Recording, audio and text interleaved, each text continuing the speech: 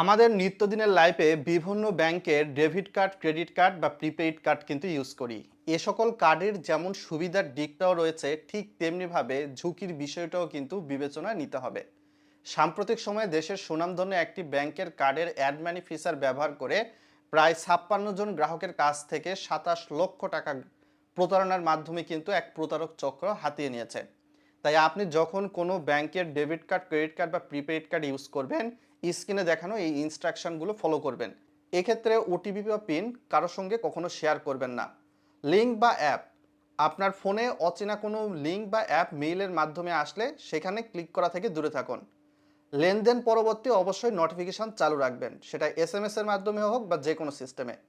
Bank অ্যাকাউন্টের statement নিয়মিত মিলিয়ে দেখবেন কার্ডের সঙ্গে, এটি প্রতি সপ্তাহে বা প্রতি মাসে একবার হলে। লেনদেন সীমা নির্ধারিত করে দিবেন কার্ডের ক্ষেত্রে। একটা সর্বনিম্ন লেনদেন সীমা নির্ধারণ করে দিলে প্রতারক চক্র বড় অঙ্কের অর্থ হাতিয়ে নিতে পারবে না। অটোপে ব্যবহারের ক্ষেত্রে সতর্কতা অবলম্বন করবেন। যদি কোনো কারণে অটোপে ইউজ করতে হয়, সেক্ষেত্রে বিশ্বস্ত কোনো প্রতিষ্ঠানে গিয়ে অটোপে আপনি অ্যাক্সেস দিবেন, আদারওয়াইজ অ্যাক্সেস দিবেন না।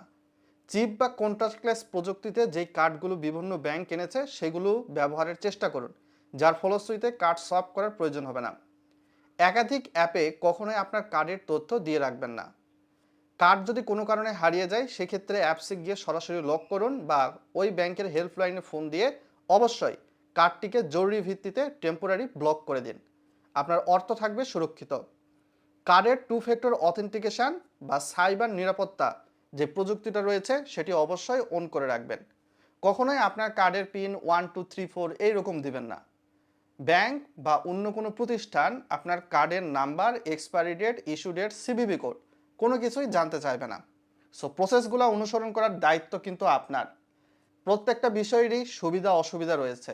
আর বর্তমান সময়ে ডিজিটাল যুগ বলে কথা, সদা সতর্কতা থাকতে হবে ব্যাংকিং সিস্টেম ইউজের ক্ষেত্রে।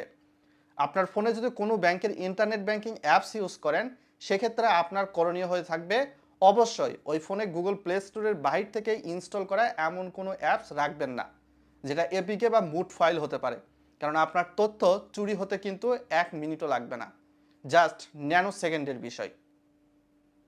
ভিডিওটা শেয়ার করে আরও মানুষকে জানিয়ে দিবেন এবং সাইবার সিকিউরিটি সম্পর্কে এবং ব্যাংকিং বিষয়ে নিত্য নতুন ভিডিওর আপডেট পেতে আমাদের চ্যানেলে সাবস্ক্রাইব করার আমন্ত্রণ জানালাম আপনাকে।